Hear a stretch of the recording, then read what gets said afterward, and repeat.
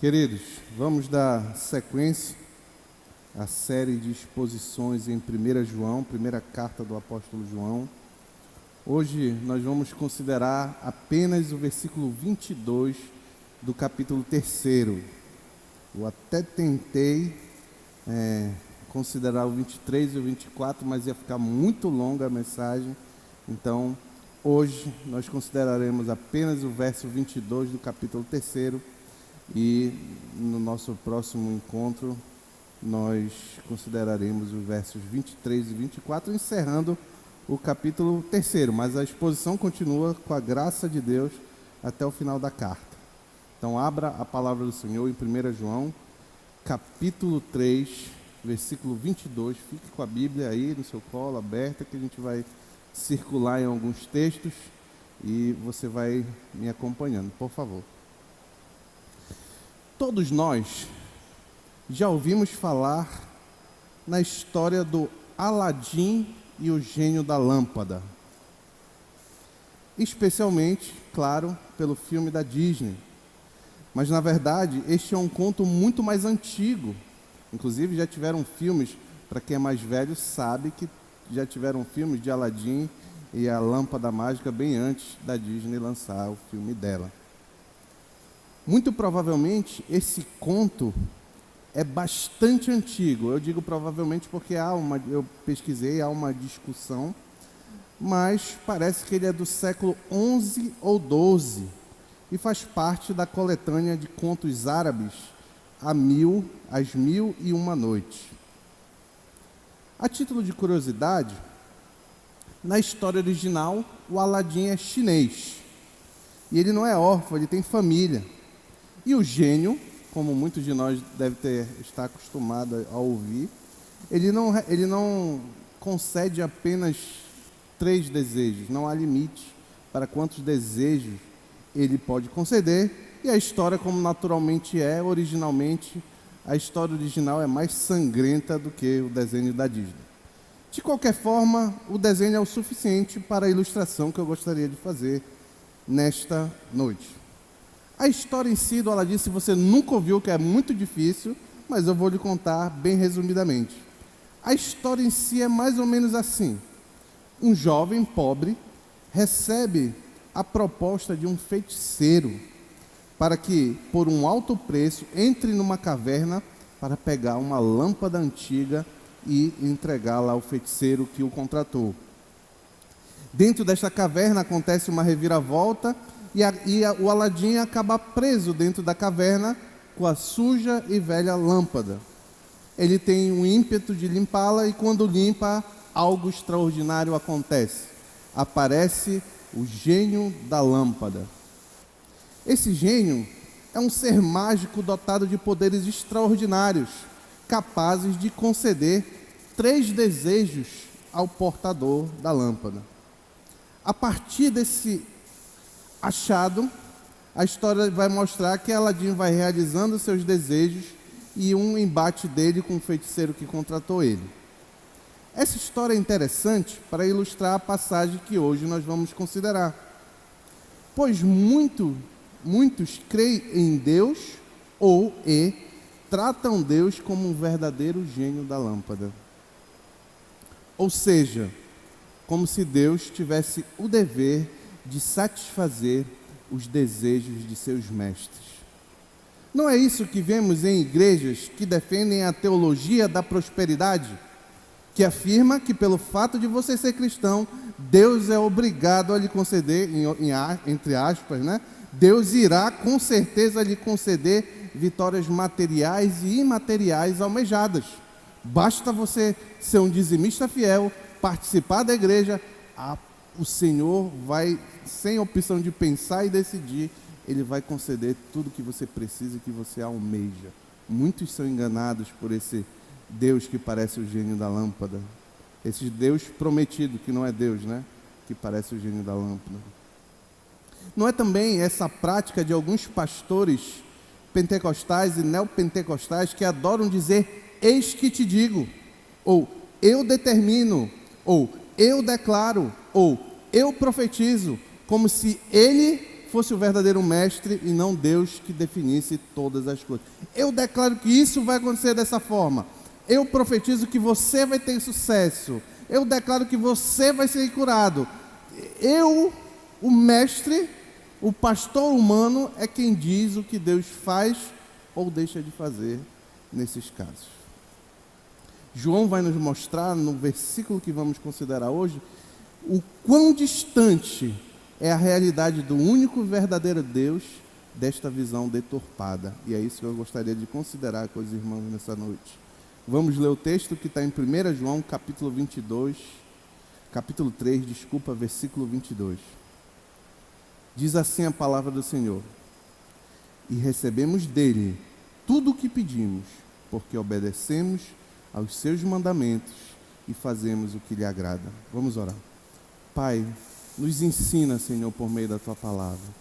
Nos ensina a compreender a realidade das nossas orações, Pai.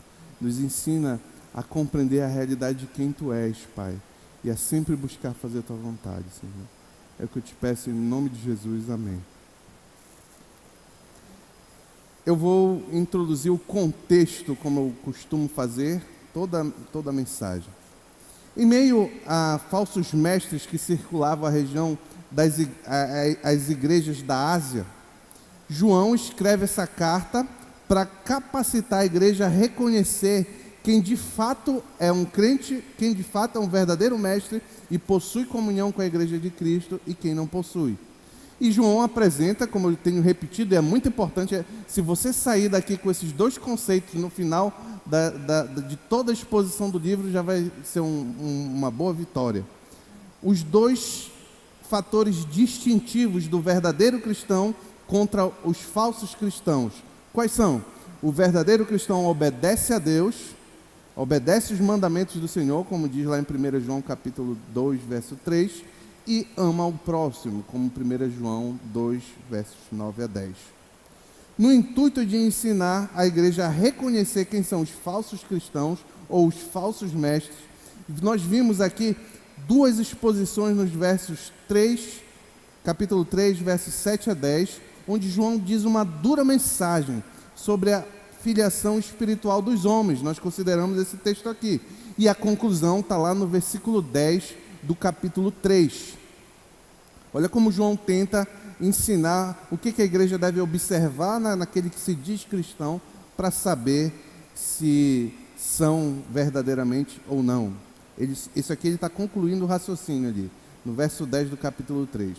Desta forma, sabemos quem são os filhos de Deus e quem são os filhos do diabo. Quem não pratica a justiça, ou seja, quem não busca a santidade, quem não busca ter uma vida santa, não procede de Deus. Obediência, uma coluna que eu falei agora há pouco. E continua o texto: tampouco quem não ama o seu irmão, amor ao próximo. Então, reconhecer quem são filhos de Deus e quem são filhos de Satanás envolve você observar na vida da pessoa obediência à vontade do Senhor, à palavra do Senhor e amor ao próximo. Eu tenho batido nisso aqui constantemente. Quando consideramos os versos 11 a 18 em mais de uma mensagem, não foi apenas uma mensagem, mas nas exposições do verso 11 a 18 do capítulo 3, vimos que João reintroduziu como centro, como seu tema central, o amor ao próximo. Ele começou a carta tratando muito mais de obediência e agora ele volta para o segundo pilar da realidade do cristão, que é o amor ao próximo. Ele centraliza este ensino. Na última mensagem, nos versos 19 e 21, aprendemos aqui que ao amar nossos irmãos com palavras e ações, nós podemos ter amar nossos irmãos com palavras e ações é um poderoso testemunho de que somos filhos de Deus por causa desse amor que sentimos. Nós vimos que se nós sentimos, eu considerei aqui largamente isso, que se nós sentirmos no nosso coração um amor sincero pelo nosso irmão, o amor bíblico, que é a vontade de ajudar na dificuldade do nosso irmão, e isso, segundo João, nos traz segurança e paz, confiança e paz diante de Deus, porque significa que nós somos filhos de Deus. Hoje, vamos ver como aqueles que são filhos de Deus possuem o privilégio de apresentar seus pedidos diante do Senhor, porém, a resposta destes pedidos guarda estrita relação com a obediência ao Senhor e a busca de fazer a vontade do Senhor, quase que sinônimos. E hoje nós vamos considerar este verso em apenas um ponto, que eu chamei assim, como pedir bem. Em apenas duas ocasiões, eu vou ler novamente aqui o texto, é apenas um verso, eu vou ler de novo. Diz lá, 1 João capítulo 3, verso 22. E recebemos dele tudo o que pedimos, porque obedecemos aos seus mandamentos e fazemos o que lhe agrada. Em apenas duas ocasiões nessa carta, João se refere à oração. Em ambas, ele assegura a seus leitores que Deus atenderá aos seus pedidos mediante certas condições. A primeira que está no nosso texto, ele diz, se obedecermos aos seus mandamentos, aí no verso que eu acabei de ler. A segunda é, se orarmos segundo a vontade de Deus, que está lá em 1 João, avance um pouquinho, 1 João capítulo 5, versículo 14 e 15. Eu vou ler para os irmãos, 1 João capítulo 5, versículo 14 e 15. Esta é a confiança que temos ao nos aproximarmos de Deus. Se pedirmos alguma coisa de acordo com a vontade de Deus, Ele nos ouvirá. E se sabemos que Ele nos ouve em tudo o que pedimos, sabemos que temos o que dele pedimos. Apenas esses dois textos na carta, João fala sobre oração. Observe que em ambos os casos, tanto o versículo que estamos considerando, como esse no capítulo 5 que eu acabei de ler, em ambos os casos o apóstolo se refere especificamente a um tipo de oração. Ele não está se falando aqui de oração de gratidão. Ele está falando de oração com petição, com pedidos. E esses pedidos, colocados em oração diante do Senhor, são condicionados a duas circunstâncias, é o que João está nos ensinando. A serem lícitos, ou seja, justos, conforme a vontade de Deus, conforme a lei de Deus, conforme a palavra do Senhor, e glorificarem, agradarem a Deus. Então isso aqui já tem uma lição muito prática para mim e para você. Se eu quero pedir algo ao Senhor, eu tenho que ter em mente sempre esses dois requisitos. Em outras palavras, tudo o que pedimos a Deus está vinculado à compatibilidade com a vontade de Deus. Ou seja, aquilo que é agradável a Deus é que deve ser o nosso pedido. Observe que aqui é uma mudança gigantesca de paradigma. Quer ver? O desejo que importa quando nós pedimos algo a Deus não é o meu nem o seu. É isso que João está dizendo. O desejo que realmente tem valor não é daquele que pede, mas daquele a quem se pede. É claro que ao João assegurar aos crentes da Ásia que receberão o que pediram, João está apenas replicando o ensinamento do próprio Senhor Jesus. Lá em Mateus, Evangelho de Mateus 7 a 8, Jesus ensinou: peçam e lhes será dado, busque e encontrarão, batam e a porta lhes será aberta, pois todo o que pede recebe, o que busca encontra, e aquele que bate a porta será aberta. Porém, o mesmo Senhor Jesus ensinou, por exemplo, que Deus só responde aos seus filhos, os quais creem quando oram, que têm fé. Mateus 21, 22. Ensinou também que recebe aquele que pede em nome de Jesus. João 14, 13. Mas, em todo caso, tendo fé e pedindo em nome de Jesus, esses pedidos devem ser guiados pela palavra, vontade do Senhor revelada. O próprio Jesus ensinou isso. É por isso que a Escritura nós devemos ler como um todo. É muito perigoso extrair versículos isolados e formar seu entendimento com versículos isolados.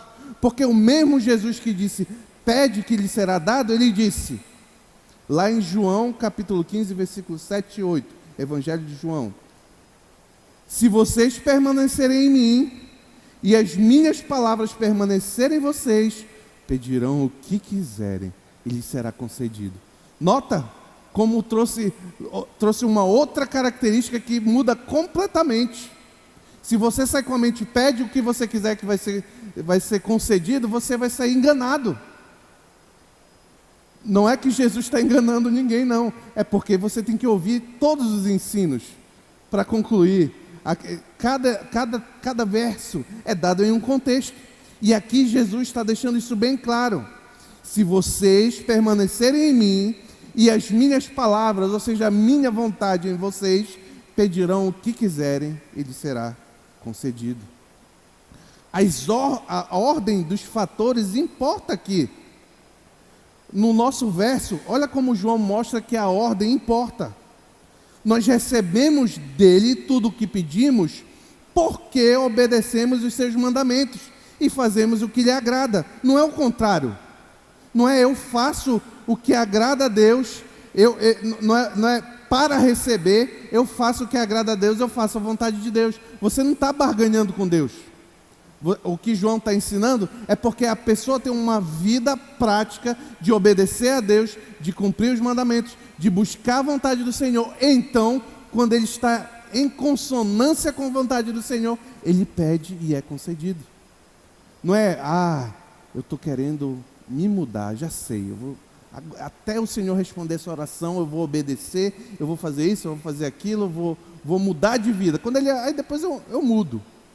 É tosco assim eu falando, e eu quero abrir um parênteses, e é tosco mesmo, que eu estou querendo exagerar aqui na ilustração, mas muitas pessoas têm esse comportamento. Eu já cansei de ver. Quando está passando por uma luta, por uma batalha, uma dificuldade, que está clamando diante do Senhor, é o camarada que vem para a igreja, que ora, que participa da reunião de oração, que faz isso, que faz aquilo outro, tal. Quando o problema resolve, sumiu. Esse aí é o cara que está querendo comprar o Senhor, o que é impossível.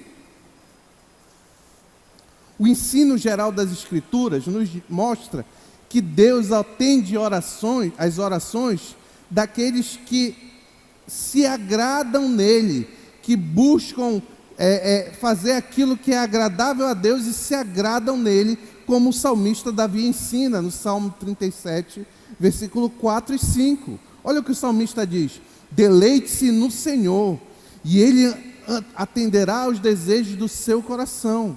Entregue o seu caminho ao Senhor, confie nele e ele agirá. É pelo fato do salmista, ele está ensinando, é pelo fato de se deleitar no Senhor, do seu coração estar preocupado, buscando constantemente a vontade do Senhor, é que então ele atende à vontade do seu coração. É isso que o salmista está ensinando. Há uma lógica muito clara aqui, meus irmãos, que Deus não é o gênio da lâmpada que vai pedir o que você quer. Pelo contrário, ele vai fazer o que ele quer. Mas se o seu coração estiver conectado cada vez mais com o Senhor, o que ele quer é o que você quer também. É claro que existe uma implicação negativa e oposta no ensino de João. Aqueles que buscam a vontade do Senhor, obedecem ao Senhor, clamam ao Senhor, terão seus pedidos atendidos na medida que eles equivalem à vontade de Deus. Mas os ímpios e os incrédulos, de outro lado, suas orações são abominação diante do Senhor. Está lá em Isaías capítulo 59, verso 1 e 2. Veja só esse texto. Isaías 59, verso 1 e 2. Vejam, Isaías capítulo 59, verso 1 e 2. Vejam, o braço do Senhor não está encolhido que não possa salvar, e o seu ouvido não tão surdo que não possa ouvir, mas as suas maldades separam você do seu Deus. Os seus pecados esconderam de vocês o rosto dele, e por isso ele não os ouvirá. É válido lembrar que o crente, aquele que busca fazer a vontade do Senhor, aquele que deseja de coração fazer a vontade do Senhor, ele só é capaz de ter esse desejo, esse anseio, mediante a obra de Cristo, que perdoa os pecados daquele que crê nele e os reconcilia com o Senhor. Somente os que invocam verdadeiramente de coração o nome do Senhor Jesus é que se aplicam ao ensino que nós estamos considerando. Esses confiam em Deus, esses querem obedecer ao Senhor pela obra sobrenatural que ocorreu no coração, e esses buscam a vontade do Senhor, glorificar a Deus. Não é algo que há de especial em mim e você, é uma obra sobrenatural que acontece no coração do crente. Então João, quando ele diz que o que for pedido vocês vão receber, ele está falando desse grupo de pessoas especificamente. E por que João está falando isso? Nesta passagem, o apóstolo João está combatendo o ensinamento de muitos falsos mestres ali da região, que afirmavam ter... O que eles diziam, dentre outras tolices? Eles diziam que eles tinham uma comunhão especial com Deus, uma linha direta com Deus, e por meio de um conhecimento que só eles tinham. É muito bacana essa doutrina lá. Não, olha, eu não posso te falar, é segredo. Só se você vier para o nosso lado, participar dos nossos rituais, e aí então um dia, quem sabe, você vai saber. Mas o que eu posso dizer para vocês é que nós temos uma relação especial com Deus, e tudo que a gente pede funciona, porque nós temos uma gnose, um conhecimento extraordinário de algo que vocês não sabem. Os discípulos, o que eles diziam? Os discípulos de Jesus, eles dizem que conheceram Jesus, mas nós que conhecemos verdadeiramente Jesus. E ele nos disse tudo o que nós deveríamos saber para que nós tivéssemos uma comunhão extraordinária com Deus. O que João quer dizer é que tudo isso é mentira. E dá para vocês saberem que é mentira. Como, João? Basta você olhar a vida desses mestres. Muitos levavam uma vida completamente imoral, de desobediência. Muitos pervertiam o ensino da palavra do Senhor.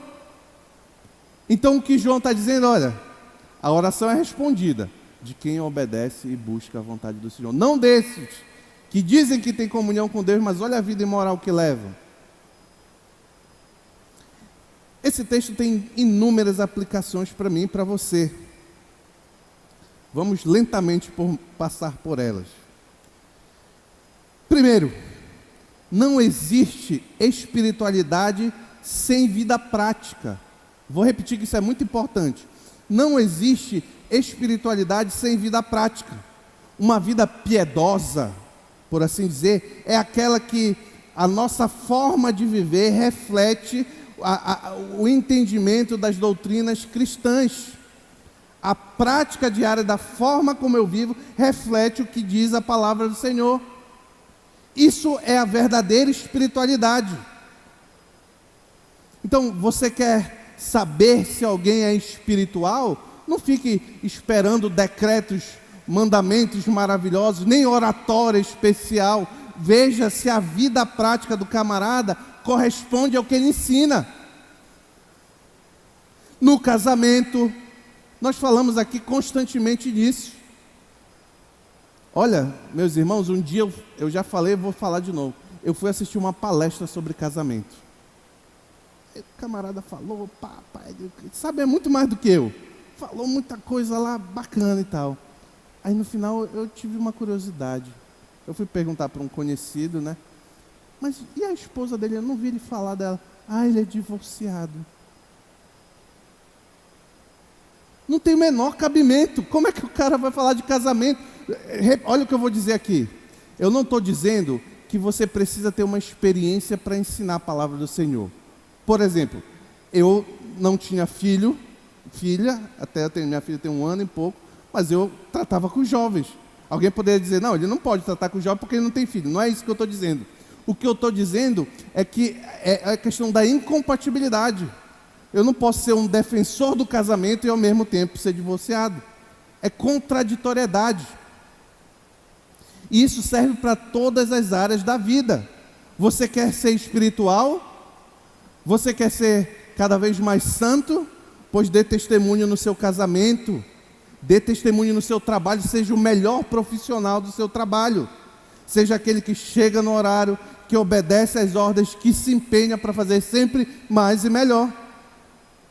Você quer ser espiritual? Seja aquele que pensa nos momentos de lazer em como se divertir. Tem muitos que, essa semana eu vi na internet um camarada que se dizia pastor, se diz, né? E estava numa festa, dançando funk, e a esposa descendo até embaixo. Ele pode falar as coisas mais belas e maravilhosas do mundo. Ele pode ter uma multidão seguindo ele. Mas o que João está dizendo é que a vida deve refletir o que você diz. Senão você não é piedoso, é mentiroso e hipócrita. Isso aqui é um desafio para todos nós. Eu sou constantemente desafiado porque eu prego constantemente. E eu olho, meu Deus, eu tenho que melhorar muito nisso. Mas não é só pastor que tem que melhorar nessas coisas não, meu irmão. Você tem que vir conosco também, né? Eu ou a gente com vocês, tanto faz. A ordem não altera, aqui a ordem não altera os fatores. Mas o verdadeiro espiritual, segundo a palavra do Senhor, é aquele que a vida reflete o que fala, o que professa. Eu vou tentar ilustrar aqui com uma ilustração. Nós temos o curso de masculinidade, né? Quem já fez, levanta a mão aí, ó. Olha, uma porção já fez. Então, esse curso de masculinidade, a gente tem uma oportunidade de conversar com vários jovens, adultos, senhores, etc. E num desses cursos de masculinidade, o cara, um dos integrantes lá disse uma coisa que eu achei, ele fez uma aplicação que eu achei muito boa. Ele disse o seguinte: poxa, pastor, olha, eu aprendendo aqui sobre como ser um marido melhor, um filho melhor, um homem melhor, um homem mais parecido com Jesus, mais santo, eu consegui compreender o que significa quando Jesus diz assim: se alguém quiser acompanhar-me, negue a si mesmo, tome diariamente a sua cruz e me siga. Sabe o que é tomar diariamente a cruz? E ele teve uma percepção brilhante. Tomar diariamente a cruz é quando aquela tentação vem na sua cabeça, a vontade de você olhar naquele Instagram aquilo que você não deve, você dizer: eu não vou fazer isso porque eu não quero desagradar a Deus. Tomar a sua cruz é quando você tem chance de fazer algo errado no seu trabalho, que pode lhe ajudar de alguma forma, pode lhe promover de alguma forma, você diz: eu não vou fazer, eu vou tomar minha cruz e eu não vou fazer isso porque desagrada a Deus. Tomar a cruz é negar diariamente toda aquela sua... Quando no casamento isso é muito comum. É muito comum. Se você é casado, em algum momento você negou a sua vontade, ou pelo menos deveria ter feito, negou a sua vontade para fazer a vontade da sua esposa. Assim como se você é esposa, você negou alguma vez a sua vontade para fazer a vontade do seu marido. Pois isso, quando você faz essas coisas pensando em agradar a Deus, com um coração que quer glorificar o nome do Senhor, você está carregando a sua cruz diariamente. Outra implicação muito importante desse texto é que não há poder no que ora, mas há poder naquele a quem se ora. Eu acho impressionante como até pessoas que conhecem às vezes, acho que o entendimento é nublado nesse aspecto. Ah, não, a gente está passando por uma dificuldade. Não, mas eu vou pedir para o pastor, que a oração dele é mais poderosa. Meus irmãos, não existe isso. Não existe. O que a Bíblia diz? Qual é a oração mais poderosa? A oração do justo muito pode em seus efeitos. Quem é o justo segundo a palavra? O justo não é o cara que avançou em algum aspecto mais ou menos. Não, o justo é aquele que confia em Cristo, que busca uma vida de santidade, ou seja, o justo é o crente. Qual é a oração que tem poder diante do Senhor, que muito pode em seus efeitos? A oração do justo. É por isso que esses dois requisitos para uma oração, é por isso que recai apenas sobre os crentes. Os descrentes podem orar de qualquer jeito, não importa. Não importa, porque o Senhor ouve a oração dos seus.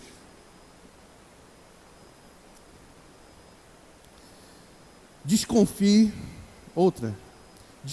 de qualquer um que tenta passar a ideia de que possui uma condição espiritual especial. Aqueles que de fato são homens espirituais ou mulheres espirituais, que têm uma vida de piedade, em que a vida reflete na prática aquilo que vive, não precisam estar anunciando. É incrível como muitos são enganados no nosso contexto, e no nosso contexto evangélico, por mentirosos, que a semelhança daqueles gnósticos constantemente ficam dizendo que podem isso, que podem aquilo, que um tempo desse tinha um camarada, aqui já é o limite do tosco, mas tinha um camarada que dizia que tinha o celular de Deus. E a igreja dele era lotada. E ele ligava no meio do culto para Deus. É engraçado, mas é trágico também. Porque ali tinham pessoas que de fato acreditavam nessa tolice. Desconfie de qualquer um que queira ser um super santo extraordinário. Uma vida santa é agradável a Deus, é lutar contra o pecado e levar uma vida em que todo dia você carrega a sua cruz e segue a Cristo.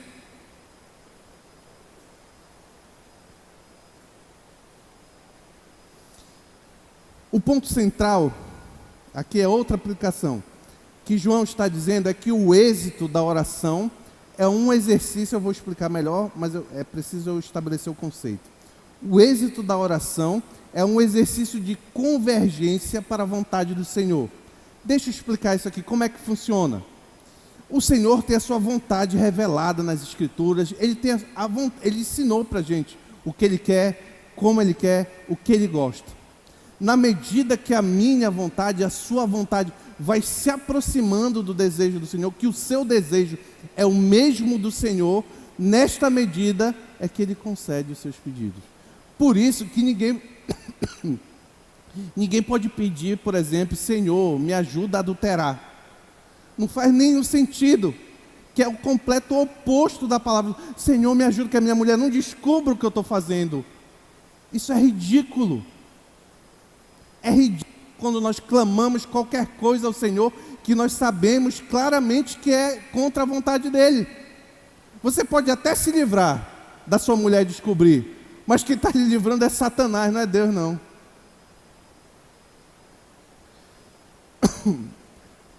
A ideia de João é que por buscar cada vez mais amar o Senhor, ter prazer nas coisas do Senhor, vai chegar um tempo em que a sua vontade é a mesma do Senhor.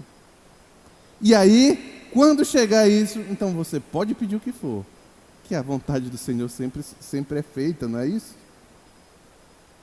Nós temos o ledo engano de achar que nós sabemos o que é bom. Nós temos o ledo engano de orar achando que nós sabemos o que é bom para nós. E como nós não sabemos muitas das vezes, nós por vezes oramos errado.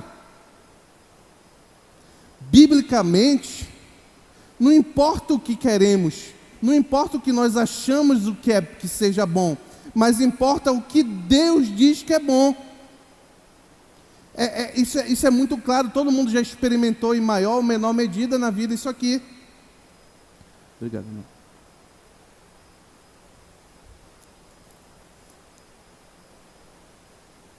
Todo mundo já experimentou em menor e maior medida isso aqui. Por exemplo, quando você passa por sofrimentos, quando você passa por luto, quando você passa por enfermidade, imediatamente você ora para que o Senhor afaste de você aquilo. Eu já orei várias vezes nesse sentido. Mas depois, passar um tempo você enxerga, puxa vida, como eu aprendi naquela época, como aquilo foi bom para mim, como aquilo me ajudou de alguma forma. Eu tive uma grave enfermidade que mudou minha vida para melhor, que eu não tenho nem tempo de comentar aqui, mas foi necessário. E eu orei naquela época para que o Senhor tirasse tudo aquilo de mim, porque eu achei que era bom eu ficar bom imediatamente. Mas Deus tinha um plano muito melhor. Às vezes o que nós achamos que é bom, de fato não é bom para nós. Mas o que nós sabemos à luz da Escritura é que sabemos que Deus age em todas as coisas, no sofrimento, no luto, nas enfermidades, em todas as coisas, para o bem daqueles que o amam. Só que esse bem daqueles que amam, dos que foram chamados de acordo com o propósito de Deus, ele não é o que eu e você achamos o que é bem. O que é esse bem? Está lá no verso 29, eu estou lendo Romanos 8, 28 e 29. Está lá no verso 29. Pois aqueles que de antemão conheceu, também os predestinou. Está aqui o bem. Você quer saber um bem absoluto? Está aqui, para o crente, está aqui. Paulo diz aqui, para serem conformes à imagem de seu Filho, a imagem de Cristo Jesus.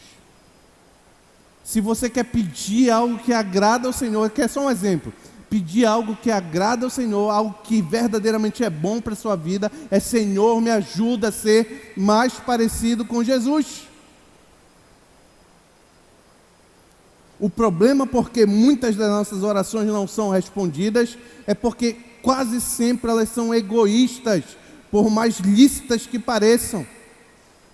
Ah, Senhor, me dá aquele emprego.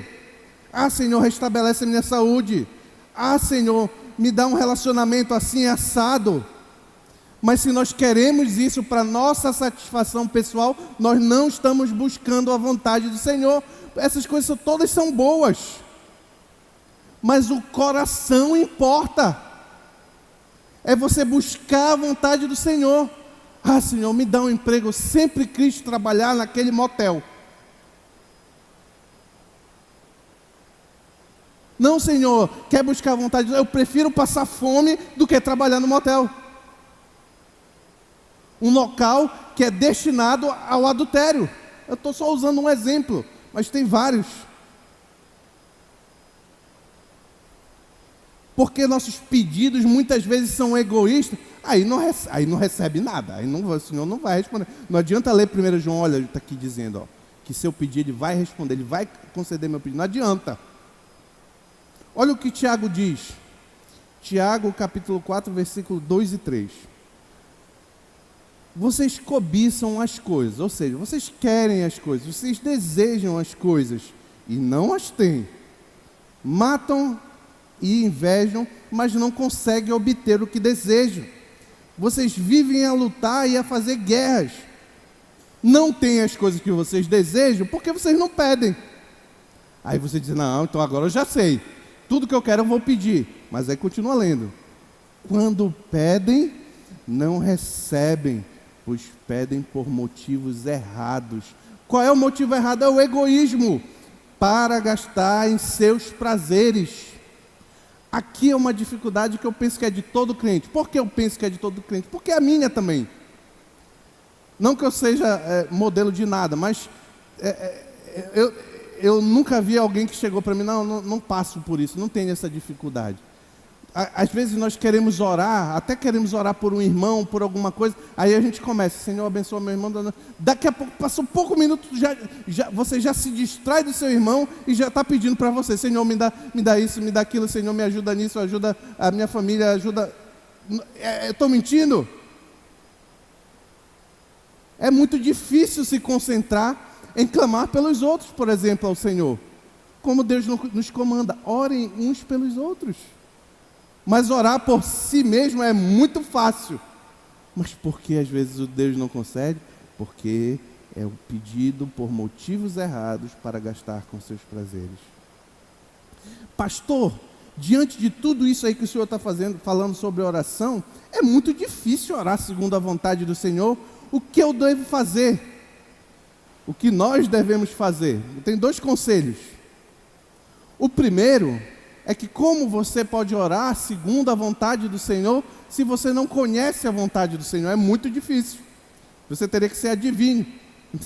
Não existe. Então você precisa buscar, ler e compreender a palavra do Senhor e então orar conforme o que Ele prescreve em sua palavra. Deus revelou a vontade dEle para os crentes. Ele não fez um vídeo, Ele não mandou um áudio, Ele não fez um TikTok de 2 minutos. Ele escreveu um livro. E orar segundo a vontade de Deus, a encontrar a oração que é agradável ao Senhor. Paulo diz lá em Romanos 8, 26 e 27. Olha como o ensino de Paulo e o agir do Espírito Santo leva na mesma direção do que João está nos ensinando. Romanos 8, 26 a 27. Olha lá, essa é a esperança do crente. Deus é maravilhoso. Da mesma forma, o Espírito Santo nos ajuda em nossa fraqueza, pois não sabemos orar, mas o próprio Espírito intercede por nós com gemidos inexprimíveis. E aquele que sonda os corações conhece a intenção do Espírito. Porque, olha lá essa parte final, porque o Espírito intercede pelos santos, e eu vou acrescentar aqui na oração, de acordo com o quê? De acordo com a vontade de Deus. Então o Espírito Santo, clame ao Senhor para que o Espírito Santo conduza você, para que você saiba orar como convém. Para finalizar, antes da conclusão, um exemplo de oração que sempre é respondida positivamente, o próprio Jesus ensinou. Todos os pedidos que o Jesus ensinou a orar, lá em Mateus capítulo 6, versículo 9 a 13, o Pai Nosso, o conhecido Pai Nosso que o pastor tem considerado aqui na quarta-feira, todos os pedidos são conforme a vontade do Senhor e são atendidos. Você já pensou nisso? Olha o que ele diz: vocês orem assim, Pai Nosso, ou seja, a oração é para crente, que está nos céus, santificado seja o teu nome. O pedido aqui não é que o nome de Deus seja mais santo do que ele já é, porque é impossível, mas é que seja reconhecido o Senhor como santo. Aí você pode perguntar: não, pastor, mas tem gente que não reconhece. Não reconhece agora, mas a Bíblia diz que toda língua confessará que o nosso Senhor Jesus Cristo é o Senhor. Então, da mesma forma, diz: venha o teu reino. Mas temos a igreja como o reino de Deus crescendo e avançando, resistindo ao mal de alguma forma, mas ainda não está completo. Não, mas nós sabemos que o reino do Senhor virá na segunda vinda de Cristo. Seja feita a tua vontade. Essa petição aqui, então, é sempre respondida. Nunca acontece algo que é contra a vontade do Senhor. Assim na terra como no céu. Aí vamos. Dá-nos hoje o pão nosso de cada dia. Olha aqui. Aqui você pode achar: não, pastor, mas aí, não, isso não é verdade. Meus irmãos, o nosso conceito de pão nosso de cada dia é muito diferente do que o Senhor Jesus está ensinando aqui, muitas vezes. O que o Senhor Jesus está ensinando aqui, em um resumo muito breve, é que ele está falando de necessidade. Sabe o que a Bíblia diz que é necessidade? Se você tiver o que vestir, o que comer e onde dormir, as suas necessidades foram respondidas. Então, quando Jesus diz: dai-nos o pão nosso de cada dia, esse pedido é respondido, mas não é da forma que talvez você ou eu pense que deveria ser, mas é de acordo com as necessidades. Todo crente terá suas necessidades respondidas pelo Senhor. 12. Perdoa as nossas dívidas, os nossos pecados, assim como nós perdoamos aos devedores. Aqui essas duas frases são tão intimamente ligadas que depois, no final do Pai Nosso, ele vai dizer que se nós não perdoarmos, nós também não seremos perdoados. Vou resumir, que não é o foco aqui da nossa mensagem, mas resumindo, quando nós clamamos ao Senhor conforme a oração que Jesus ensinou, que é a vontade de Deus, nós pedimos perdão dos nossos pecados, e o crente tem os pecados perdoados, nós sabemos disso, mas o crente também perdoa. Não existe, meu irmão e minha irmã, se você entende que você é um crente em Cristo Jesus, mas você tem rancor e não perdoa alguém, muito cuidado. Porque esse guardar rancor, esse não perdoar, pode significar que talvez você não tenha sido perdoado pelo Senhor. Não sou eu que diz, é a própria palavra do Senhor. Ele vai dizer, olha, no final do Pai Nosso ele vai dizer, se você não perdoar aqueles a quem você deve, tampouco o Senhor perdoará você pelas suas dívidas. Então, esse pedido, perdoa as nossas dívidas, assim como perdoamos os nossos devedores, é sempre respondido para os crentes. E por fim ele diz, não nos deixes cair em tentação, mas livra-nos do mal, porque teu é o reino, o poder e a glória para sempre.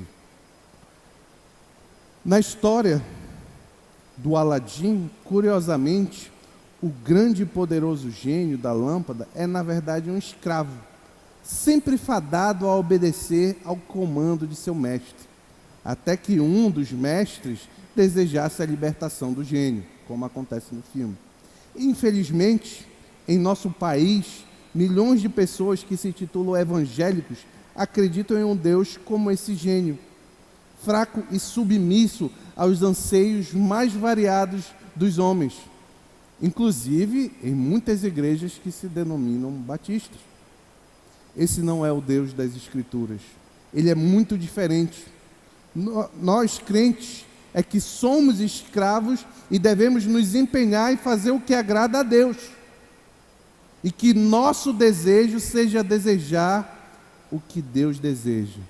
Pois, finalizando como diz o salmista em Salmo 115:3, o nosso Deus está no céu e faz tudo, sem exceção, tudo como lhe agrada. Em nome de Jesus, amém.